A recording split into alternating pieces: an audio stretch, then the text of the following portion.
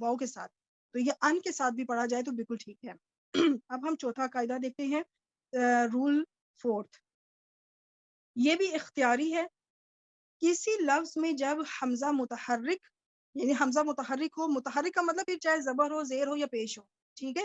جب ہم کہتے ہیں نا مفتوح حمزہ تو اس کا مطلب زبر والا حمزہ، ساکن حمزہ تو اس کا مطلب ساکن والا حمزہ، ٹھیک ہے۔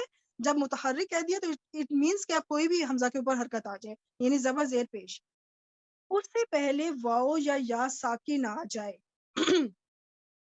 اب آپ کے سامنے 3 اسم آ چکے ہیں، دیکھیں یہ حمزہ متحرک ہے، یعنی کہ اس کے اوپر آپ کو پیش نظر آ رہی ہے، اور اس سے پہلے آپ کو یا ساکن نظر آیا۔ اب اس حمزہ متحرک سے پیچھے واو ساکن ہے، اور اگلے حمزہ سے پیچھے یا ساکن، اگین یا ساکن ہے۔ اچھا، تو پھر اب کرنا کیا ہے؟ اب یہ کرنا ہے کہ تو حمزہ کو اسی ماقبل حرف میں تبدیل کر کے ادغام کر دیا جاتا ہے۔ آپ سوچ رہی ہوں گی دیکھیں کتنا مشکل ہے، میں نے آپ کو اس لیے کہا تھا کہ آپ نے یہ چیزیں یاد نہیں کرنی، یہ یاد کرنے کے لیے کچھ نہیں ہے، یہ صرف انفارمیشن کے لیے ہے کہ جب انفارمیشن، اور خاص کر جو مرد حضرات ہیں جب وہ باہر نماز جماعت سے پڑھتے ہیں ماشاءاللہ، تو اکثر ہوتا ہے کہ جو قاری جو ہے وہ ہو سکتا ہے ورش انداز میں تلاوت کر رہے ہوں، تو آپ لوگ یہ نہ سوچنے بیٹھ جائیں کہ انہوں نے غلط پڑھا ہے، نہیں، وہ غلط نہیں ہوتا، وہ بھی بالکل ٹھیک ہے، ٹھیک ہے۔ تو یہ ایک انفارمیشن آپ لوگوں کو ہونی چاہیے۔ اچھا، اب اس میں کیا ہے کہ جو دوسرا حمزہ ہے نا، اس کو ہم تبدیل کر دیں گے پچھلے والے حرف کے مطابق، یعنی یا تو یا میں تبدیل کریں گے یا واؤ میں، اگر پیچھے یا ہے تو اس کو بھی یا میں تبدیل کریں گے۔ چلے میں آپ کو یہ تو نبی، اور آگے یہ جو حمزہ ہے ان، اس کو میں یون میں تبدیل کر دوں گی، یعنی کہ اس حمزہ کو پچھلے والے حرف کے ہی حرف میں تبدیل کر دیا جائے گا، اسی حرف میں بدل دیا جائے گا۔ اب کیا بنے گا؟ یہ حمزہ یا میں تبدیل ہو گیا، اب دو ایک جیسے حرف آگے ہیں، اب اس میں شدہ والا رول اپلائی ہوگا، ٹھیک ہے، دونوں کو مرج کر دیا جائے گا، ادغام کر دیا جائے گا۔ تو ایسی صورت میں کیا ہوگا کہ یہ بن جائے گا نبی یون۔ یہ نبی کا ورڈ آپ کتنے فیملیئر ہیں آپ اس چیز سے، تو یہ لفظ اس طرح سے بنا تھا کہ یہ ورڈ اصل میں ہے نبی ان، یہ فعیلن کے وزن کے اوپر ہے، فعیلن، نبا، نون با حمزہ اس کے روٹ لیٹرز ہیں، نبا، یہاں پہ حمزہ جو ہے وہ کہاں پر ہے؟ محموز اللام، یعنی کہ لام کلمہ کے اوپر حمزہ ہے ان ساری ایگزامپلس میں، ٹھیک ہے۔ محموز اللام کا قاعدہ، محموز العین کا بھی دیکھیں میں نے آپ کو بیچ بیچ میں سمجھایا، محموز الفا کا تو بہت ہی سمجھ لیا ہے، اور ایک محموز اللام کا کلمہ قاعدہ بھی آپ سیکھ لیں۔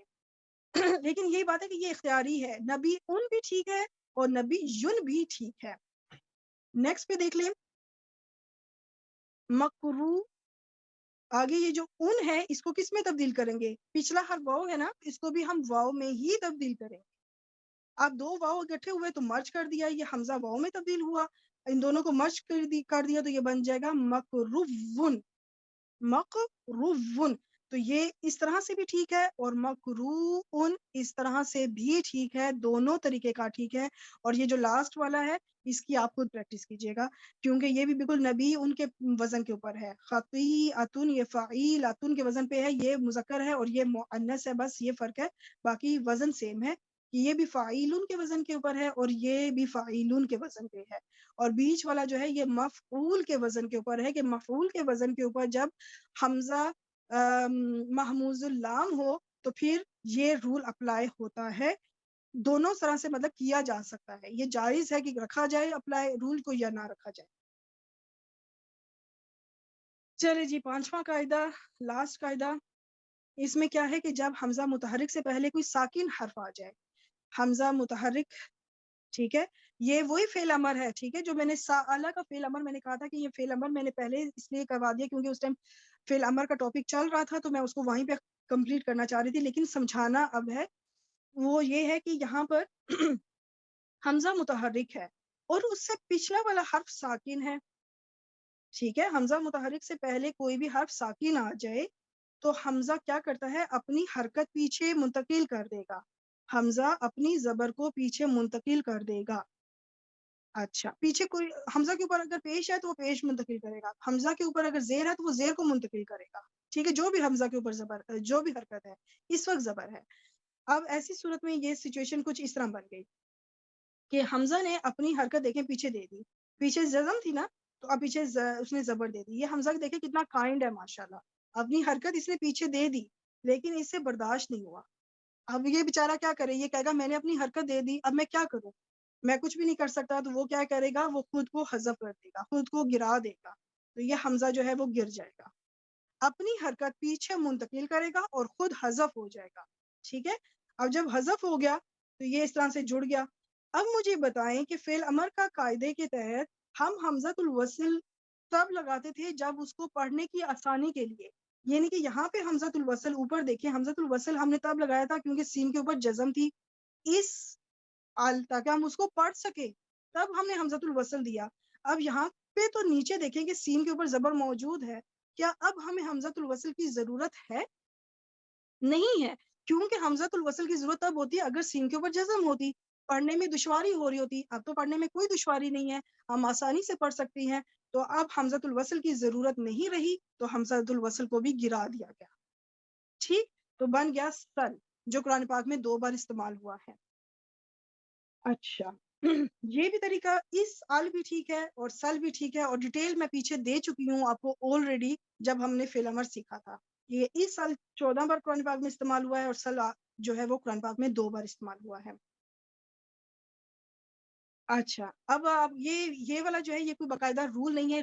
ہم نے محمود کے 5 قواعد سیکھ لیے جس میں سے 2 لازمی تھے، ان میں سے بھی صرف پہلا والا تھا جس پہ فوکس کرنا ضروری تھا.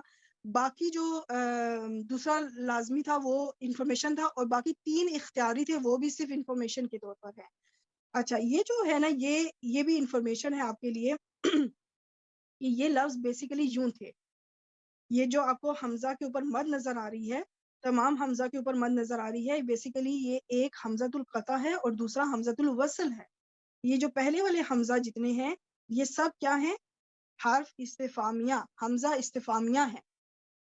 ٹھیک ہے، یہ حمزہ استفہامیہ ہو گیا. اور یہ جو پہلے میں نے آپ کو بتایا تھا نا وہ اتخذتم اور اتخذتم، وہاں پہ بھی کیا تھا کہ حرف استفہامیہ تھا، اس کے بعد بھی حمزۃ الوصل تھا، لیکن وہ حمزۃ الوصل کیا تھا، فعل کے اوپر آیا تھا، فعل کے اوپر. یہاں پہ کیا ہے کہ یہ حمزۃ الوصل جو ہے لام التعریف، یعنی کہ ال والا یہ جو حمزۃ الوصل ہے یہ وہ حمزۃ الوصل ہے. جب ایسی سچویشن ملے تو پھر ایسی صورت میں کیا ہوگا کہ ان دونوں کو مرج کر کے حمزہ مد بنا دیا جائے گا.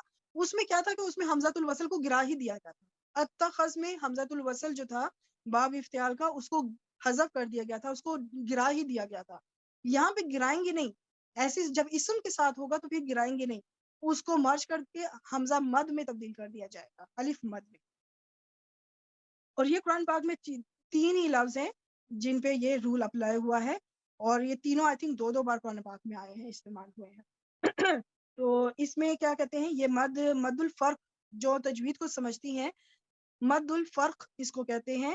اس کو الف دال کے ساتھ بھی پڑھا جا سکتا ہے اور التسہیل کے ساتھ بھی اس کو پڑھا جا سکتا ہے. خیر میں تجوید کے اب اس طرف نہیں جاؤں گی، اس کو مد الفرق کہتے ہیں فرق کرنے والی مد. ٹھیک ہے. اچھا، یہ بھی کچھ انفارمیشن تھی. یہ ان دونوں سے مرج ہوا، یہ حمزۃ القطع اور حمزۃ الوصل مل کے پھر حمزہ مد میں تبدیل ہوا. یہاں پہ حمزۃ الوصل کو گرایا نہیں گیا، جبکہ اوپر کیا تھا پچھلی والی میں، اس میں حمزۃ الوصل کو گرا ہی دیا گیا تھا. تو یہاں پہ حمزۃ الوصل نہیں گرایا گیا. ہاں، الف مد سے آپ سمجھ جائیں کہ اب اس کے اندر دو حمزہ چھپے ہوئے ہیں. ٹھیک ہے، ایک حمزہ استفہامیہ ہے اور دوسرا ال والا حمزۃ الوصل ہے. ٹھیک، سمپل سمری آپ سمجھ لیں اس کی. ترجمہ میں اب ہم حمزۃ الاستفہامیہ ہیں تو ہم کہیں گے استفہامیہ کیا، اب کیا نر. اب میں نے صرف اس لفظ کے لحاظ سے ترجمہ کر رہی ہوں، پوری اگر آپ نے دیکھنی ہو تو آپ اس آیت میں جا کے اس کا ترجمہ دیکھ سکتی ہیں. کیا اللہ، تو یہ کیا لگانا ہوگا کیونکہ یہ یہاں پہ جو اب حمزہ استفہامیہ اس کے اندر ہڈن ہے، چھپا ہوا ہے. اچھا اب